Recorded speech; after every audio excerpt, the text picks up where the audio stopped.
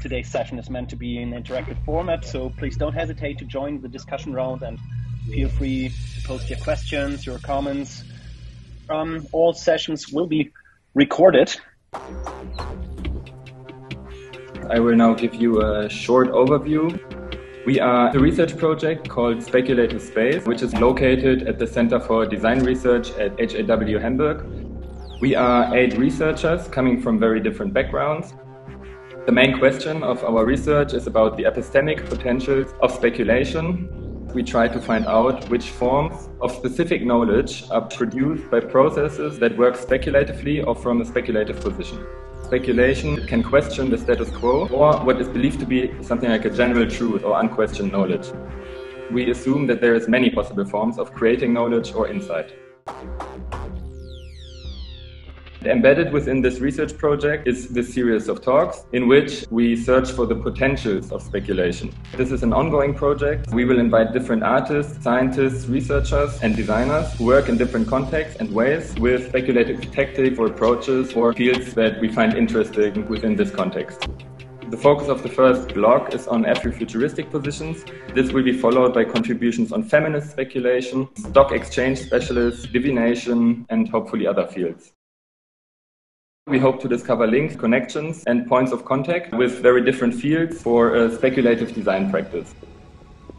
If anyone wants to have the long version of this introduction, you can go to speclog.xyz.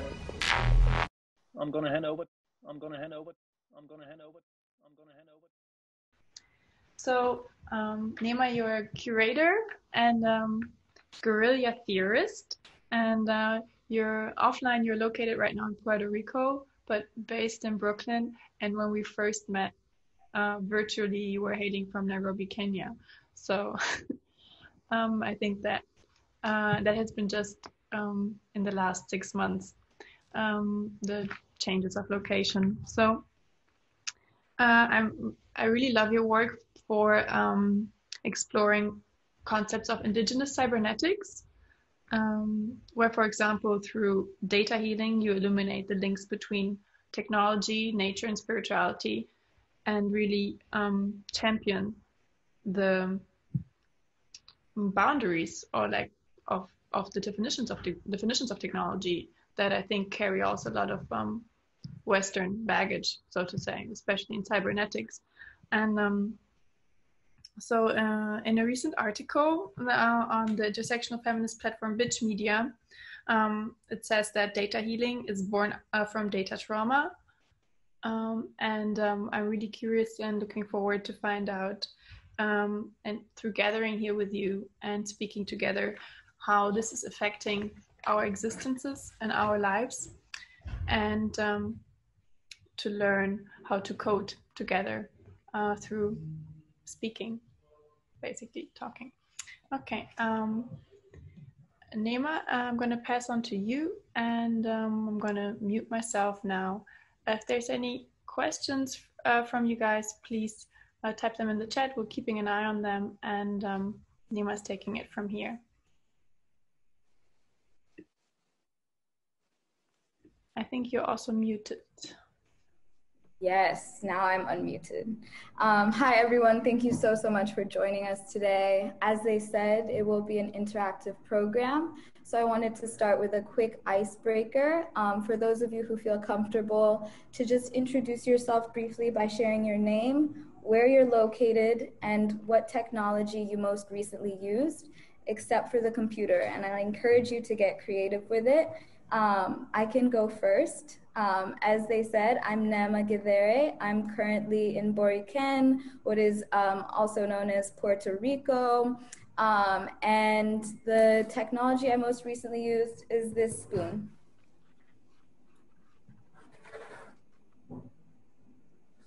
I'm going to be next. Is that okay? I'm Tom. I'm based in Berlin, and the most recent technology I used was power napping. Love. right. My name is Torben. I'm based in Hamburg, and the technology I recently used and am still using is pen. Do you want to nominate the next person? Joan Rupram. Hey, what's up? So my name is Joan. I'm here in Toronto. And yeah, I'm using a lot of technologies right now. There's a mason jar, spoon, dishes. So using a lot of them. Wonderful. Julianne Katzer. Hi, my name is Juliane, and I'm in Hamburg right now. And the most recent technology I used was is for having a clear view. Stevie. Hi, I'm Stevie. I'm in Denver, Colorado, and the last technology that I used was this slide for guitar. Wonderful. Nushin?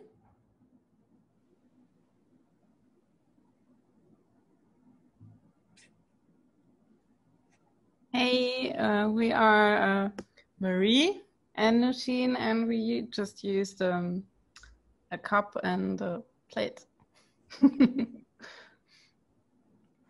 Noel?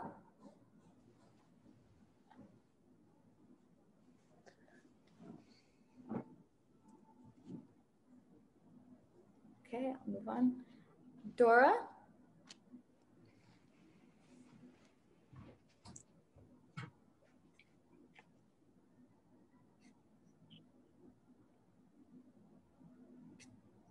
Gabriel? Hello, I'm Gabe. I'm also in Bodycan, and the most recent amazing technology that I just used was the aqueducts and the sink that transports water to my hands and mouth. Love that. Marnie?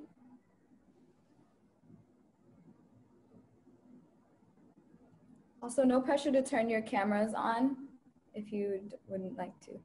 I don't know how to do, sorry. So can you see me? Yes. Okay. Hey, I'm Marnie, I'm in Berlin, and the most recent technology I've used, my toothbrush. Essential. Lucas? Hello, I'm Lucas. I'm in Tiohtià:ke or Muniang or Montreal, and the last technology I used was this book. Wonderful. Sandy? Hi, my name is Sandy. I'm based in Hamburg, and the technology I recently used was also a spoon. Beautiful. Zachary? Hi, I'm Zachary in Washington, D.C., and I just removed a piece of tape that was covering the camera on my laptop, and I'm going to put it back now. Yes, anti-surveillance technologies, we love it. Lena? Hello. Yeah, I'm Lena. I'm in Hamburg right now, and I think I just go with my sketchbook, which I just used. Wonderful. Yeah. Svenja? Hello. I'm Svenja. I live in Hamburg, and I am in Hamburg right now. And I'm using my pen and my glasses. Lovely. Venus? Hi, I'm in Seattle, and I just took this out of my hair. Lovely. Stella?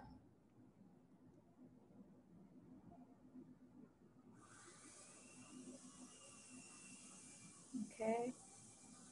Tiffany?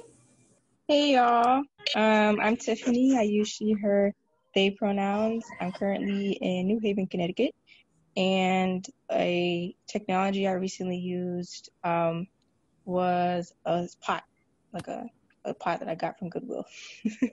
Yeah. See, we're supposed to be all advanced, and all of the technologies we're using are food related. Shout out to our primordial ancestors. Kristen? On mute currently. Okay. Christian. Okay. Moritz. Hi, I'm Moritz. I'm joining you guys from Cologne, Germany. The most recent technologies I've used or I'm currently using are my headphones, which are essential, and a lexicon on ecotopian concepts from all over the world. Thanks. Wow. Grace.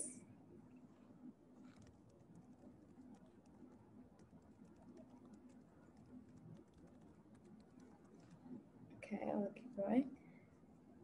Trisha.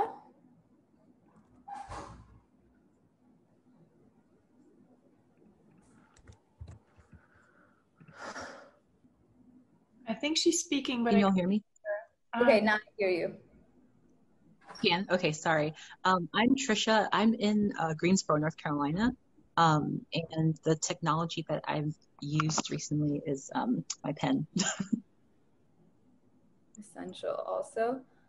Let's Thank see. you. Emma. PJ. Okay. Let's see. Badger 22. No. Sorry. Okay. Elias.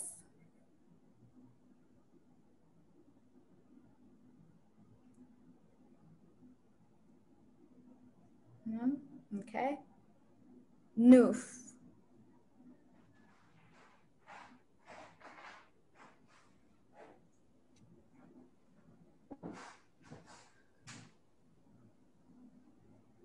Is there anyone who I haven't called on who would like to go before we get into the talk? Me and Catherine Schmidt raised her hand. Okay. Hi, Catherine. Where are you located? Hi, I'm in Berlin, and my most recent technology using is probably this hood. I'm really appreciating it, and I've got a tea bag.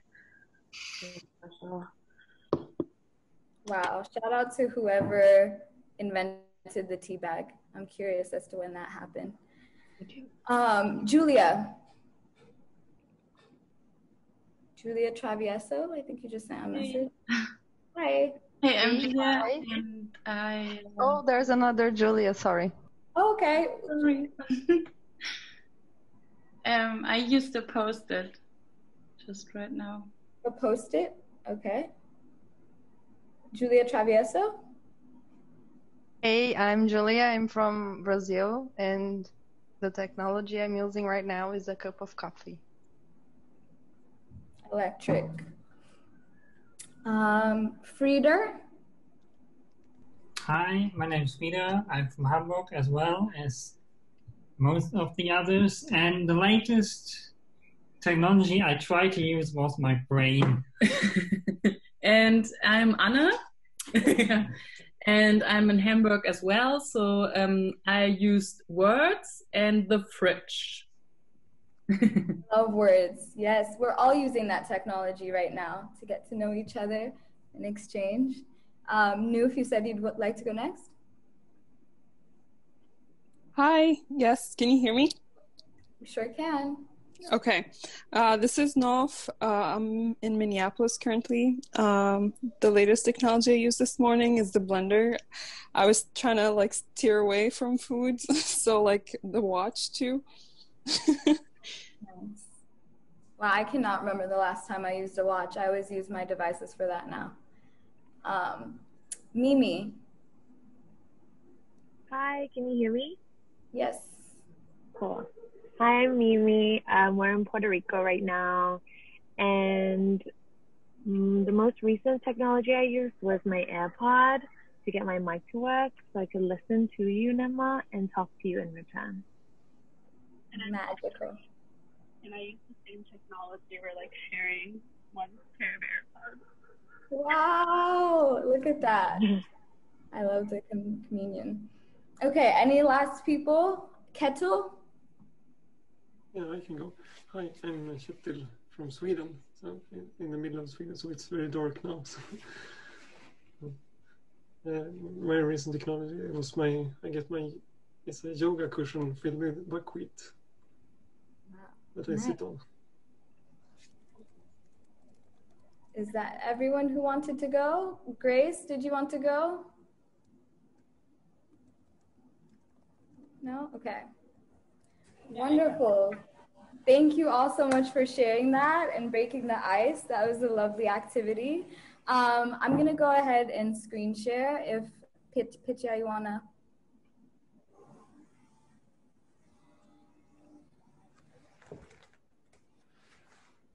It said host disabled attendee screen sharing. I think you have to give permissions.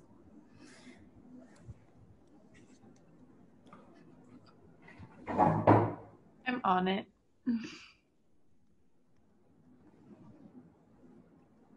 Is it working now? It is. Okay. So I wanted to open this up with talking a bit about guerrilla theory, which is a framework that we are all already participating in. Guerrilla theory is a framework that I articulated to create theory that is fugitive of academia, a space which it can be deeply elitist and ableist. And guerrilla theory really aspires to uphold conversation as the highest mode of theory. So looking at the ways we're able to connect with each other, our perspectives and our experiences, and prioritizing intimacy over scale in our understanding of our collective shared experiences. Let's see. So to give y'all a bit of a timeline of my kind of data theory and guerrilla theory around the internet, I began researching around social media in 2016 with a hashtag mapping project entitled #DigitalDiaspora, which traveled to 17 countries around Africa and the diaspora and was looking at the way that Afro-diasporic creatives were articulating new identities on and offline. So at this point, I was really interested in how Instagram was a connective platform and was really allowing people to transcend borders and articulate new cultural articulations. In 2017, that project evolved into Afro-Presentism, which is a term I initially defined as a genre fusing archival, documentary, and fine arts on and through new media in the articulation of an Afrofuturist lived reality.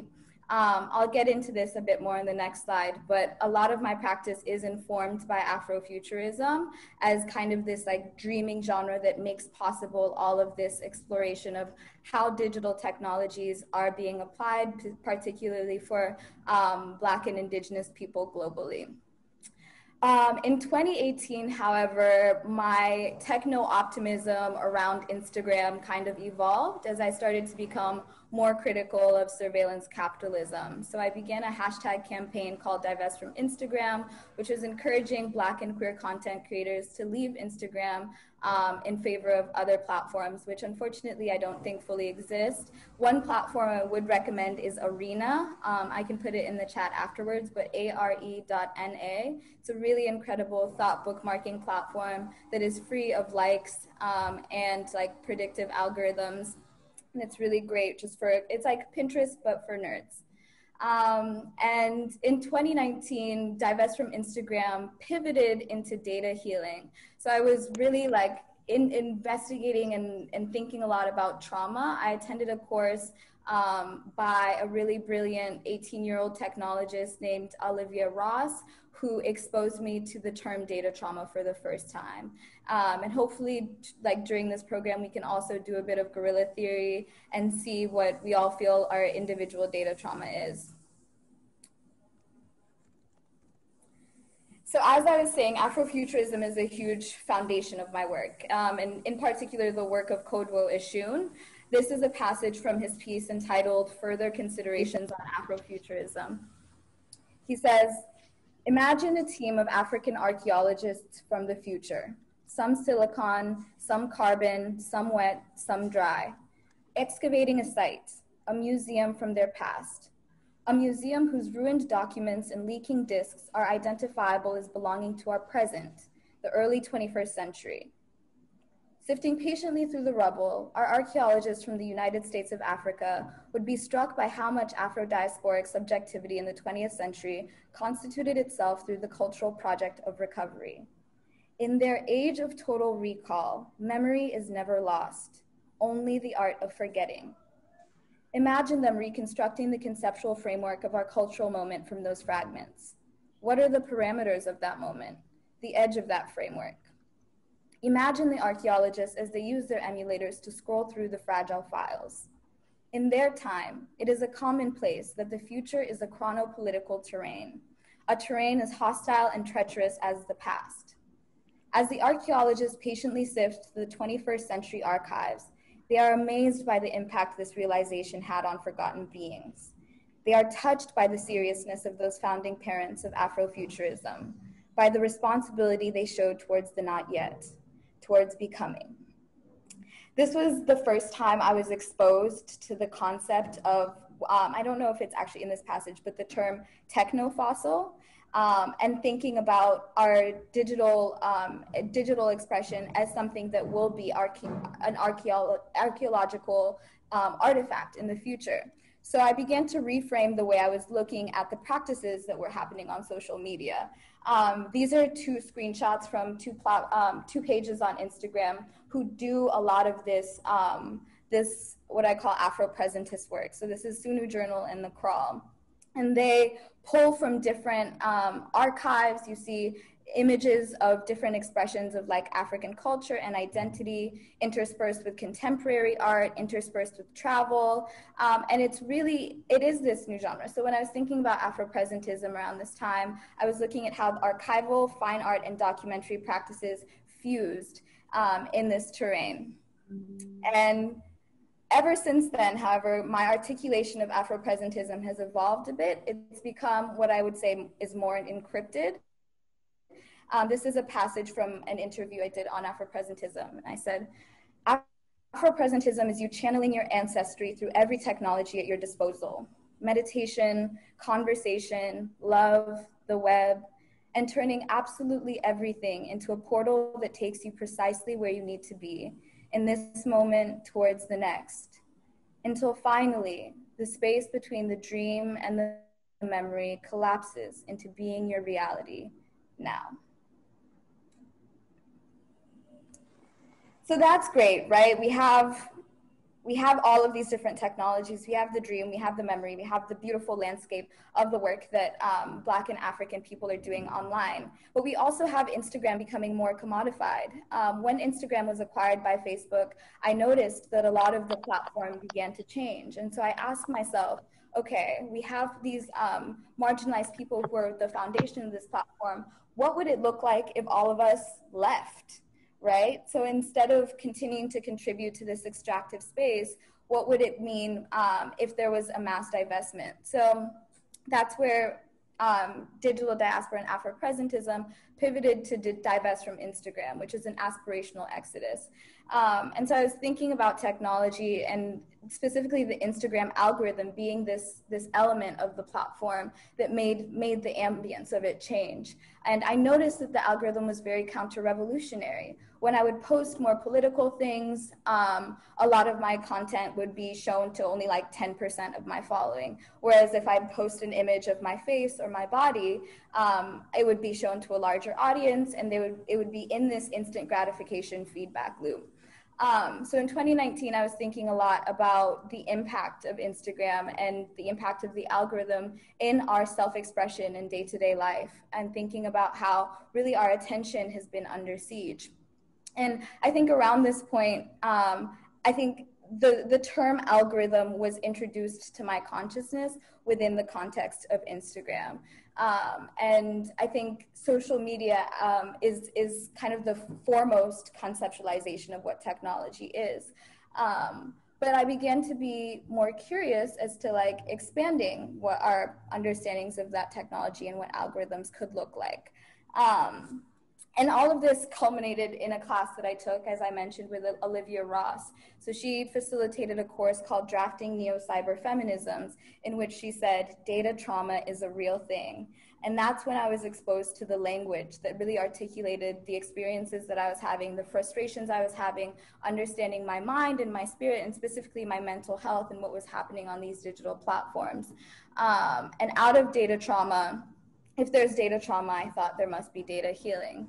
So data healing emerged as really a matrix of emotive aspirations and curated references that think about how this data trauma can be alchemized into something new. So this is a screenshot of the data healing Instagram page, which has, you can visit it. It's ironic that I'd be plugging an Instagram right now.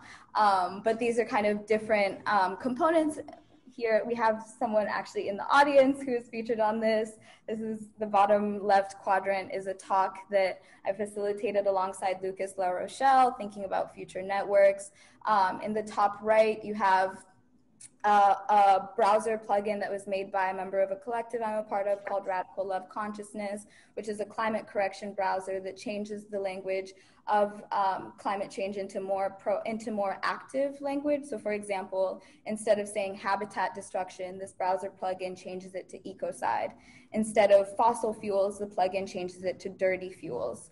And so this data healing really emerged as a way to reframe our more base technological interactions and thinking about like facilitating some sort of paradigm shift in that regard.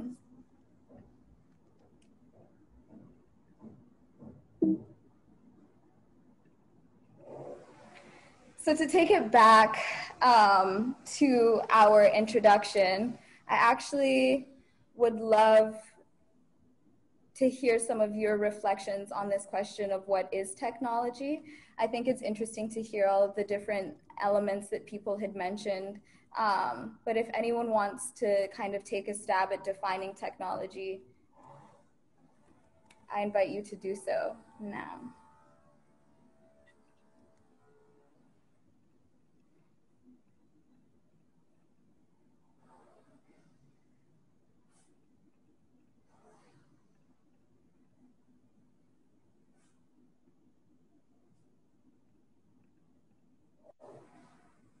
Not all at once, though.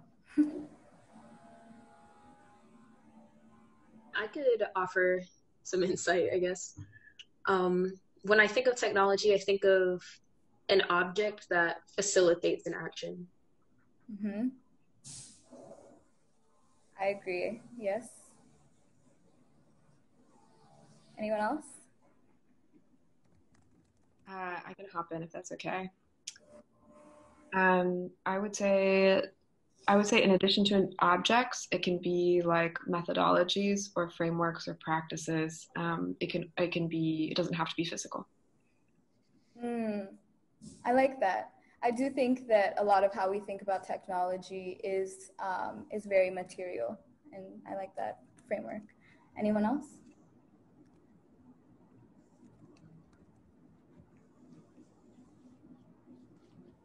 I like to think also of social skills or just social aspects, building on what Catherine said, as a important technology. And I think I had a very enlightening moment when I was reading alternative anthropology that talked about how actually probably the first tools or technologies were carrier bags that were woven out of hair, maybe, and also not to forget all these vessels to gather and store food, for instance. And I think lots of us had also food technologies here in the beginning. Wonderful. Anyone else want to go before we move on? Here in Brazil, we have a term, it's called gambiarra, which is when you take something that's useful for a specific purpose, and turn it into something else to supply your need for this thing that you maybe don't have. I think technology has a lot to do with that also, being able to see the environment you're in and use whatever you have available to solve the problems instead of focusing on the specific purpose of whatever it is you have. Absolutely.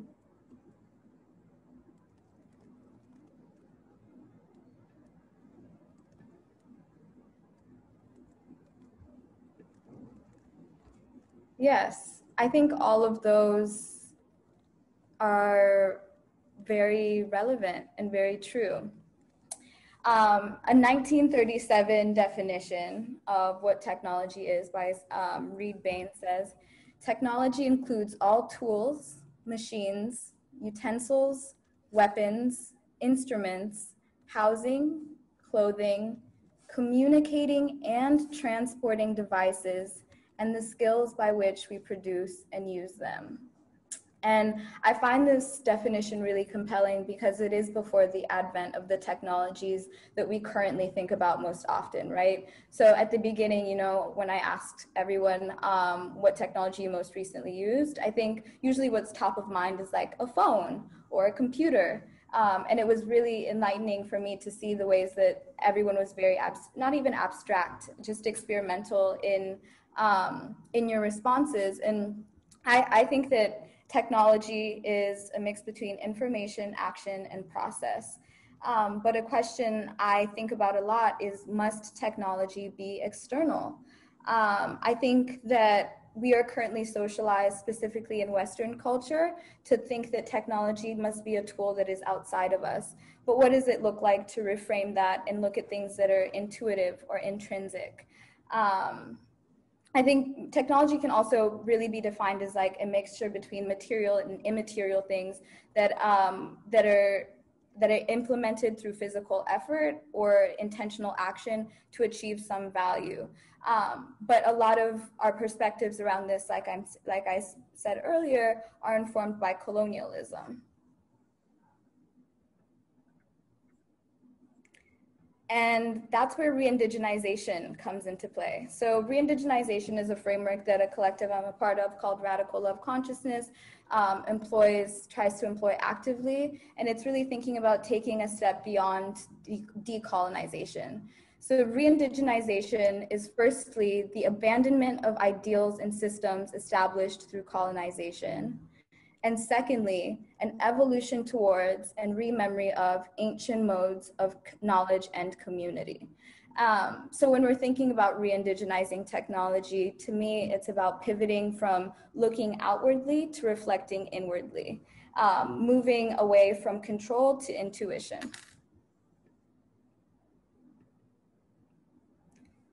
And the best place to draw lessons from this is nature.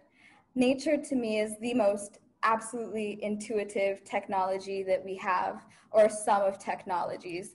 And our bodies are also a part of nature. If I wasn't going to say the spoon, I was going to say my throat or my teeth. Those are also technologies that we use. But yesterday I was looking around because there are so many different examples that we can pull from, but I stumbled across this phenomenon. This is an image of a phenomenon called crown shyness. And it's a phenomenon whereby the tops of trees are cautious to not touch one another. And scientists have been kind of theorizing around why this happens. Some were saying that it was to let light soak through to the forest floor to facilitate photosynthesis. But recent research indicates that it's actually to prevent the transmission of larvae and harmful insects from trees to trees. So this is a form of like trees, quote unquote, social distancing and using isolation to protect themselves. Perhaps the best example of technology in nature, though, are mycelial networks. So a big part of data healing is really looking at nature, as I was saying, as technology, but I'm interested in thinking about mushrooms as being the original internet. So underneath the subsoil, there there's a very vast and intricate network of mycelium, and they are in a symbiotic relationship with the plants above ground. And what happens in these mycelial networks is that the fungi pass information about the soil quality, carbon fixing, etc., but they also pass nutrients to one another.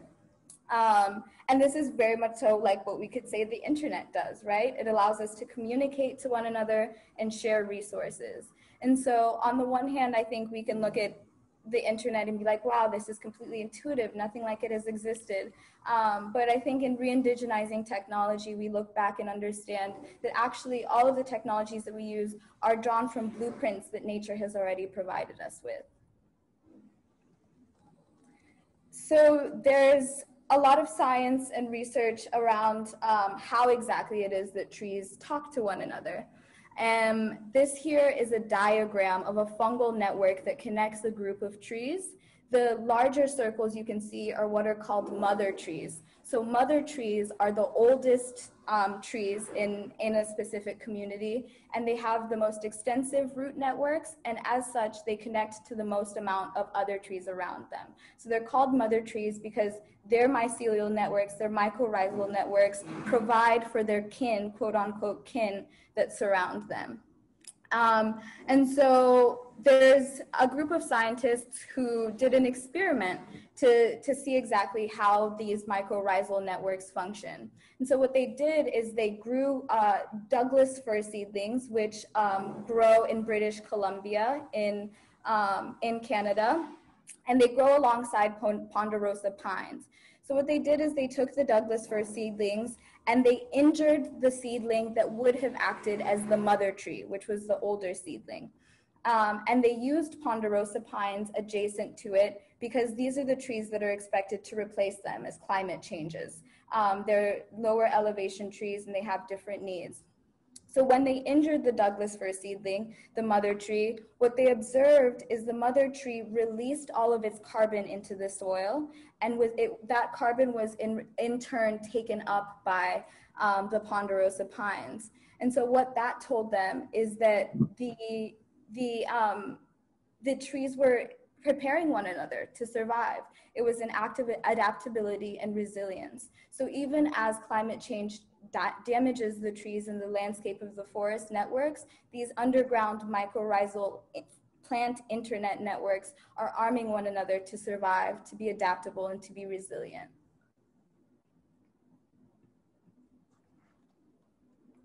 So when we walk around, right, we're walking above ground and we're not aware, we're not in perception or in connection to the underground networks.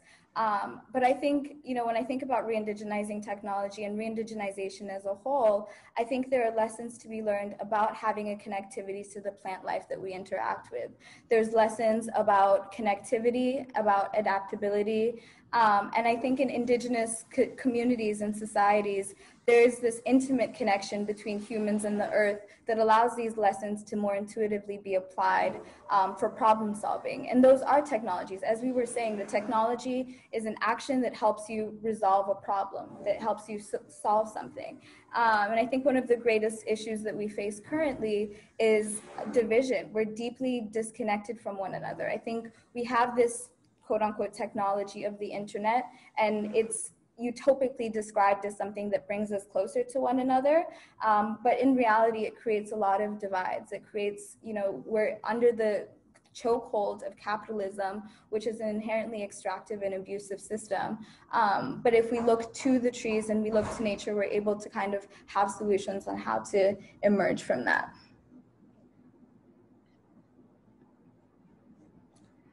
Another place I'm really interested in looking at and related to indigeneity is ritual, and thinking about ritual as code. And this section is, this next section is heavily influenced by the work of Matteo Pasquinelli, who writes about 3,000 years of algorithmic rituals.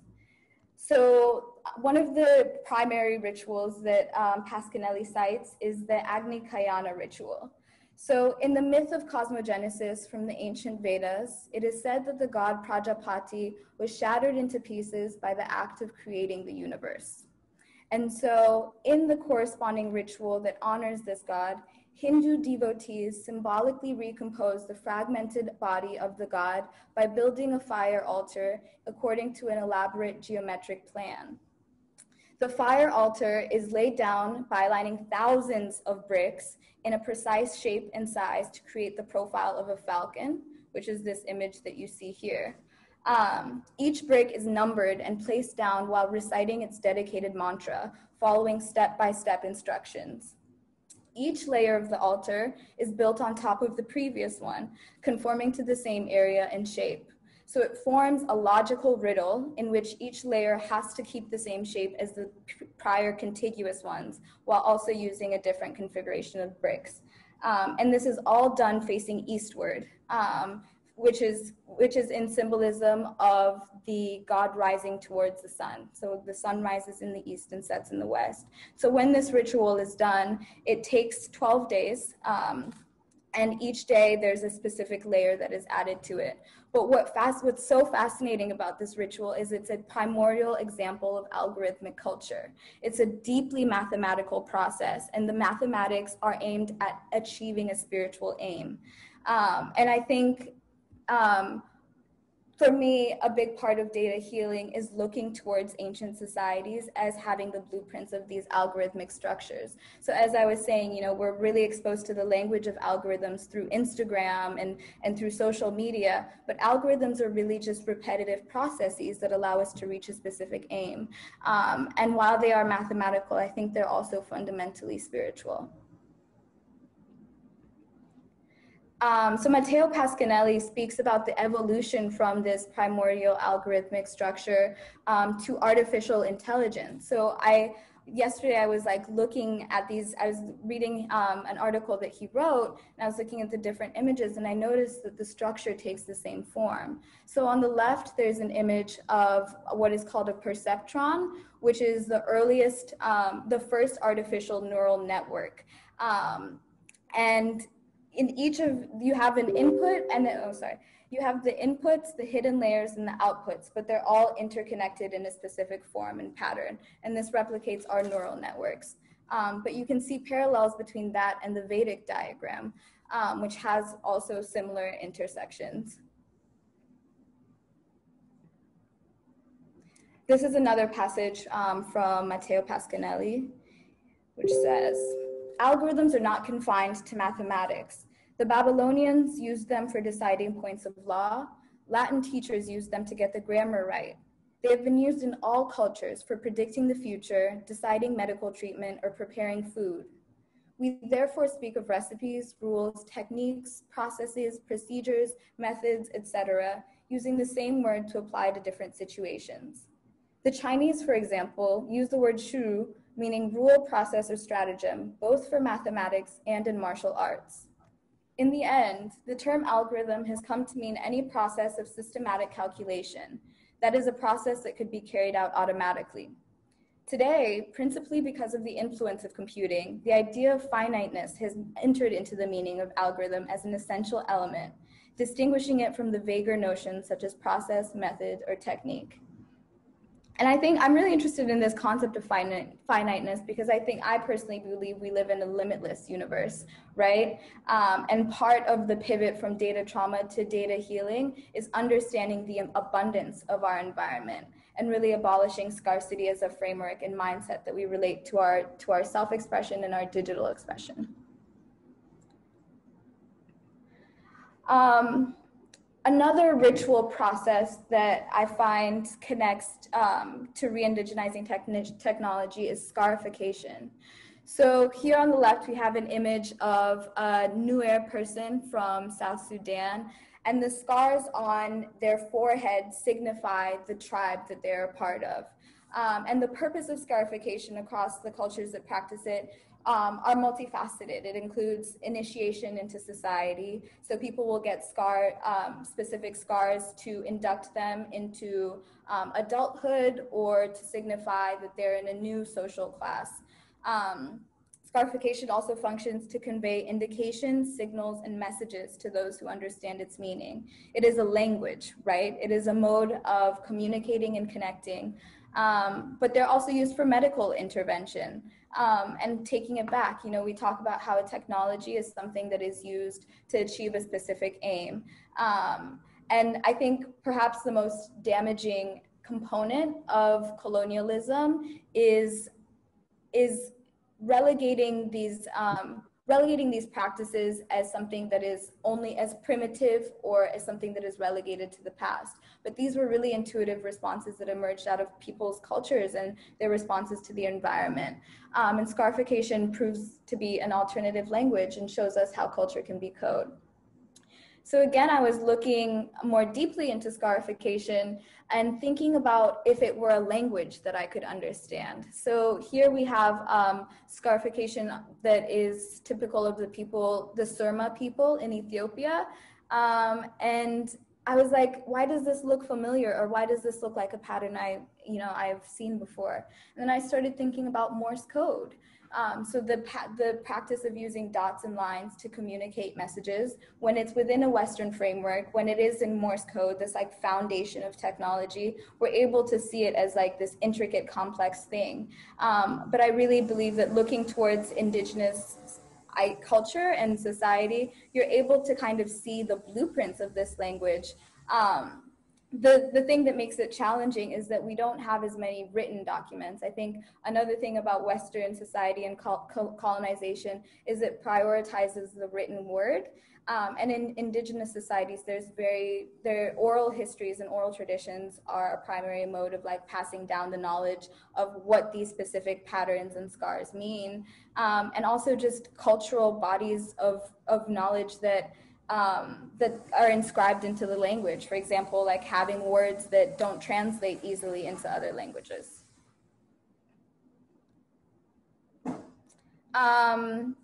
This is connected to the work of Malidoma Somé, who is a spiritual practitioner from Burkina Faso. And he speaks a lot about indigenous technologies. He says, even after my initiation and 30 years of experience, I'm still learning the how and what of what I call indigenous technologies.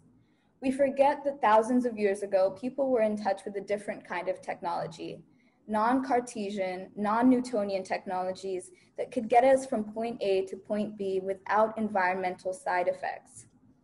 Somehow, we are not imaginative enough in the West to consider the possibility of a parallel technological pathway that does not cause illness, pollution, or the extinction of species. There are certain experiences that once you become privy to them, shatter so many things that you have learned. When a shaman in my village takes me to a cave, opens a portal to another world, and walks there and back again, I have to ask myself, what kind of technology is this? When this same shaman lifts himself off the ground, that is to say, levitates, I have to wonder, what kind of technology is that? When another shaman is capable of walking on water, I have to wonder, what is the technology that enables him to float? And so on and so on. But modern science has grown so grandiose that it is unwilling to break out of its narrow thinking to explore alternatives that might better serve human consciousness and the world. Yeah, I feel like he really says it all right there. And I think being exposed to his work and putting it in context with the internet, I returned to presentism as being a technology that we can mobilize. So thinking about radical, fully grounded presentism and returning to a sense of wonder of the natural world, abandoning kind of the limiting colonial definitions of technology that we've been provided with, and looking towards spirituality in particular as a place where technology also exists, if not draws its blueprints. Presentism is coding. Being present is coding. Enter the trance of presentism. I am here with you. We are here together. Our memories intersect infinitely, anciently, fractally. Presentism is the never-ending dance of tumbling in and out of full, pulsating bodily consciousness, a consciousness beyond language. Our seeing of and sharing in one another is the language, an approximation of the distance between our two spirits.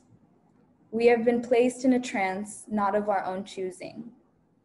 Enter a trance of your own choosing. Enter the trance of presentism. Thank y'all.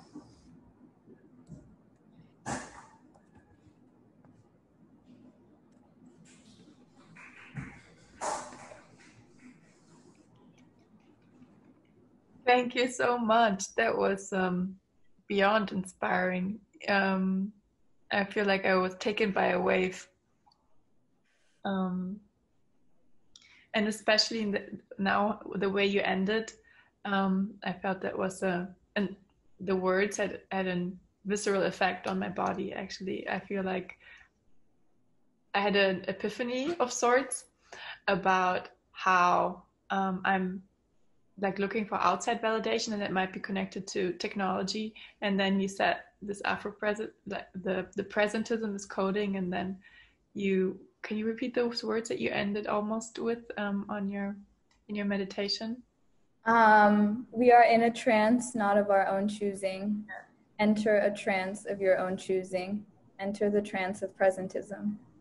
And that seems to me to be one of the greatest challenges, maybe, that at least I am facing right now, how to enter the trance of my own choosing and within my own desire, maybe, but not a capitalist desire, but yeah, the violence of social media in particular is that it places our attention under siege.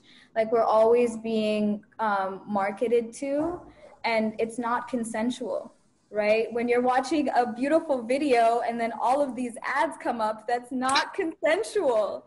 And it puts you into a trance that you haven't chosen, right? And so it's like, how can we reclaim the places that we're actually surrendering our attention to and our spirit to? And I think presence is the answer to that. It's the highest form of technology. Yeah. I definitely can relate to that. And I really love this aspect of thinking about the body as technology and intrinsic technologies, some that are not prostheses, so to say, but some that are embodied in a way. And how often, especially in design practice, are we looking towards the outside? So I think this is also for the field of design a big challenge and a big field to explore. Yeah. Yeah, I feel really good after your talk. Thank you so much. And I wanted to give the opportunity to the guests and your audience to comment and post questions. Ask me anything. So I'm curious, how are you moving towards creating a trance of your own? How do you do that work in your own life? I know you mentioned presence, and I'm really curious, like, how you incorporate or embody that as a technology to create your own trance. Yeah, I really like to activate my senses intentionally, and like incorporating self-soothing techniques. So for example, I was a little nervous before this call, so I got some lemongrass oil and I put it on my temples and my nose, and that kind of like activated my sense of smell and got me feeling a little more grounded. I also love touch. Touch makes me feel aware of myself and like that just I'm in a body and that it's okay to be in a body. So I sometimes like just gentle self-touch. Yeah, and just like, it's just interrogating my own attention, like trying to become more aware of where my attention goes. I like, ever since I went to Brazil and was exposed to candomblé, I started paying attention to colors a lot more, and that has like really helped me with presentism. Just moving around the world, like taking note of where different colors are. Sometimes if I'm like wandering, like if you're ever traveling and you don't know where you want to go, like I recommend walking down the street and choosing to follow a specific color and seeing where it takes you. Just playing around with the way you move around the world. Like that, yeah. I would also have a question, but only if no one else wants to jump in. What was the term that you mentioned, Neema? What you met in Brazil? Somebody in the chat is asking. Tom. Candomblé. It's a, 1 second. Yeah. It is the Orisha, it's the Afro-descendant faith practice that is a syncretism between Ifa faith from the Yoruba people of Nigeria. And that was syncretized alongside like Catholicism and Christianity.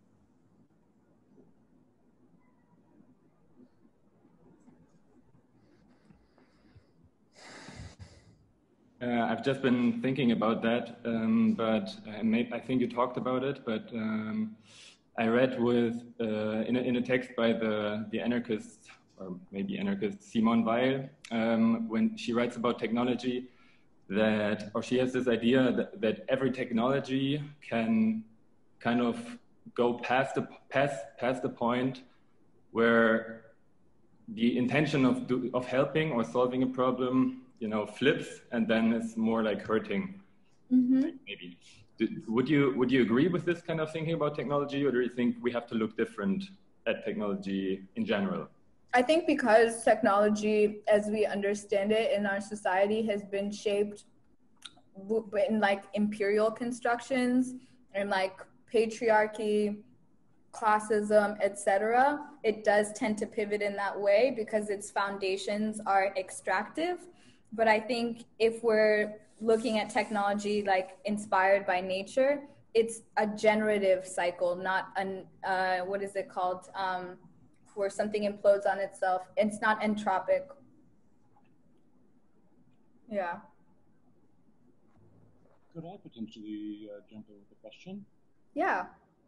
Hi, my name is Rashid, and a couple of months ago, I was witness to a Mind Foundation conference that happened here in Berlin, in which they were talking about the commodification of altered states and the application of altered states for medical use and medical applications, specifically spiritual wellness and other approaches to well-being and maintaining a healthy system. I'm wondering what your thoughts are and what kind of knowledges you have from indigenous communities about the approach to altered states, and what are you thinking about the future of that? Yeah, so I think that if you look at different indigenous societies, the first thing that came to mind for me was ayahuasca, which is like a mixture of a specific root, and I think it's like a mixture of two components that otherwise, if you take the wrong components, it can be lethal, but if not, it is like deeply hallucinogenic, and it's used in rituals by like indigenous communities in like the Amazon and across South America to get closer to creator. I think that altered states, if drawn from nature, are part of like this kind of transcendent connective experience. I think there's a movement right now that explores psilocybin, so like mushrooms, taking mushrooms and their healing effects. And, you know, like I was saying, I think mushrooms are the original internet underground. And so I can only imagine what they do above ground, I'm just saying. But I think, yeah, I do think that's like relevant, and it's, if you look at it from an indigenous perspective, it's like connected to spirituality. It's not like reckless or anything like that. And something Malidoma Somé speaks about is how the lack of initiation in Western society results in people like damaging themselves through like drinking and doing drugs and seeking altered states in pursuing the experience of initiation. But if you like live in a society in which initiation is a part of it, then your relationship to like substances or these altered states is not one of like escapism or abuse, but rather like connection and like, yeah. Thank you so much. I see in the chat a question by Catherine. Maybe I can read it out. Can I ask a question? I'm not quite sure if I can. Yeah, go ahead, and then we'll read the one in the chat. Sorry, I'm having technological issues here. I don't know if you can hear me. We can. Okay, good. Because I keep getting this kind of weird sound. I'm multitasking here because I'm making 3 different meals at the same time as really focusing on what you're saying and and being very intrigued and interested. The thing that I think really got stuck in my mind and that I would like to continue to elaborate or think about is what you said about the relationship between algorithm and spirituality. And if you could elaborate on that again or repeat again, not the whole talk obviously, but what is it specifically about the algorithm that you see connected to the spiritual? I think algorithms try and bring us to, so what algorithms do is they try and create patterns infinitely. And it's like trying to approach infinity being spirituality. And so that's why the story of Prajapati really speaks to me, is because it's the idea that God was shattered in the creation of the universe, and that all of what we do is a ritual of trying to put the pieces back together. And I think algorithms try and get to a wholeness. They try and be the most intuitive thing, right? So like if you think about a YouTube algorithm or a Spotify algorithm, it's trying to bring you content that you will like. It's trying to observe your patterns and be like, based on their patterns, this is what will align with them, right? And like, I think that is like a seeking for the divine, like trying to get to something that will know you so intuitively and so consistently that it is like completely precise. And I think that precision, I don't even have words for it. It's really just like an image / feeling of togetherness and like wholeness. Can I say something? Why? Because you were talking about algorithms, like for example, via Spotify, and I think sometimes I also like to trick this, like to add, because then it's like reflecting and you don't get new things to stimulatize you or to learn something new about you. So and that's where the algorithms fall short, right? So thinking about the divine algorithm, which is just presence and existence, it's like when you run into someone and you meet a stranger, like that is a divine algorithm. Somehow you two were brought together. But the algorithms that we see on social media just feed you more of what you already are exposed to. They don't understand the sheer nuance of like our expansiveness, right? It's like this, it's a limited feedback loop. And I think that the spontaneity of real life it can't even be compared. They're trying to reach something they can never actually reach. So you would say that chance is an algorithm as well? What? You would say chance is an algorithm as well? Oh yeah. I mean, I don't know. I mean, I think, again, I'm thinking visually. I'm just thinking about, like, sometimes I'll be in a room with friends and I'll be like, wow, think about all the lineage that led us to this point, right? And it's that lineage is a series of decisions and choices that interact with this element that no one really knows how to put a word to, like, how are you of your lineage? And that's where it gets kind of existential and spiritual. But I do think that chance is part of some sort of algorithmic framework. And on that note, I feel like algorithms are like contingent, just like the world and history is. And thinking about our lineage is like historically contingent. That's how we got here. There couldn't be any other chance except exactly what's happening right now. Mm-hmm. I get goosebumps every time I think about it, because I'm like, there's literally like millennia worth of choices and interactions and again, words that I don't have, that brought me to being in this place with all of you right now. And yeah, that's not by chance. Yeah, we could go back to the question from Catherine if there's a question right now. So Catherine asked, in terms of divesting, do you think it's worth putting energy into developing alternative platforms, or will a practice of presentism bring about a better attention with existing platforms by default? Yes, thank you so much for asking that question. Yes, this is exactly it. Okay, That was kind of like the thesis of the talk, is that it's not about the platforms, it's about like us. It's about you having kind of not even control, but an intentionality in the way that you interact with absolutely everything around you, right?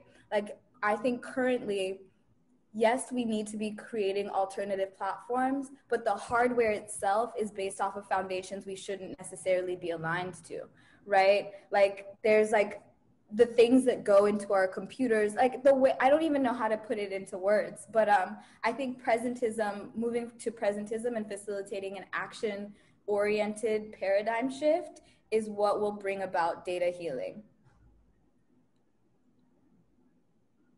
Yeah. I love that question. I'm going to take a screenshot of that. And to continue, that's why I ended up coming back to Instagram, is because I was like, I can leave this platform, but what good is it to just like remove myself from this platform if everyone around me is still interacting with it? There's still this socio-digital capitalism that it's embedded in like my brain and body. Like, it's you can't have a separatist approach and reach like this mystical solution. And I think that's where some tension comes up, is like, we have these very toxic relationships with these platforms, but you leave and then you come back, you leave and then you come back. So like, something's got to give. And what is that something? I think it's our behaviors. Literally had the same experience. Yeah.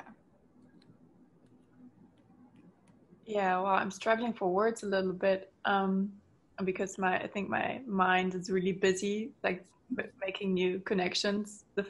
My neuron fungi are, are trying to change the shape of my nervous system, hopefully changing my inner world. And I was also I've been thinking about manifestations, or like spiritual practice of manifestation in a way, or these beliefs that your subconscious beliefs are actually represented in your conscious actions or reality. And since we're also stressed and traumatized all the time, we have no real access to our subconscious, and it keeps manifesting itself IRL from down RL, I don't know, DRL, down.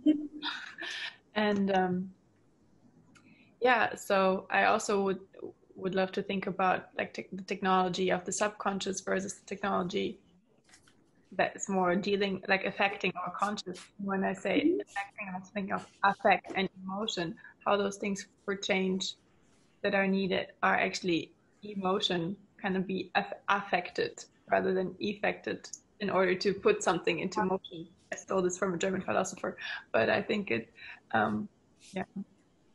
I love that. It's really more about thinking about the effect on your emotions, and how actually has more impact maybe than the technology of efficiency. Mm-hmm.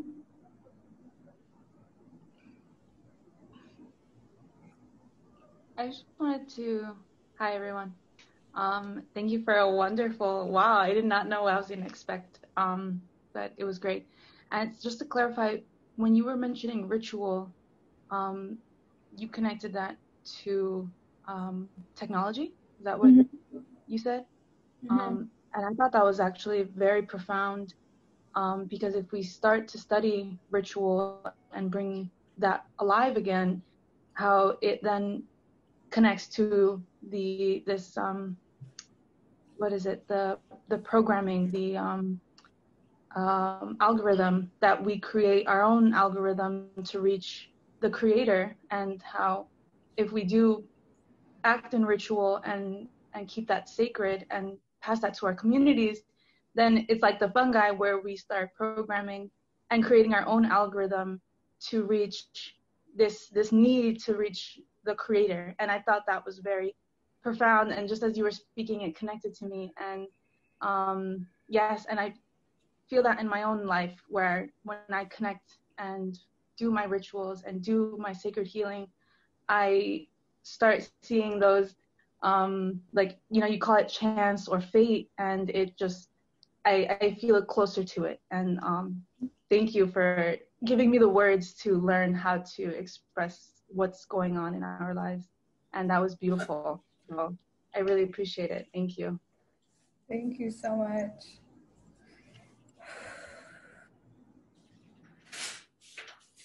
Wow.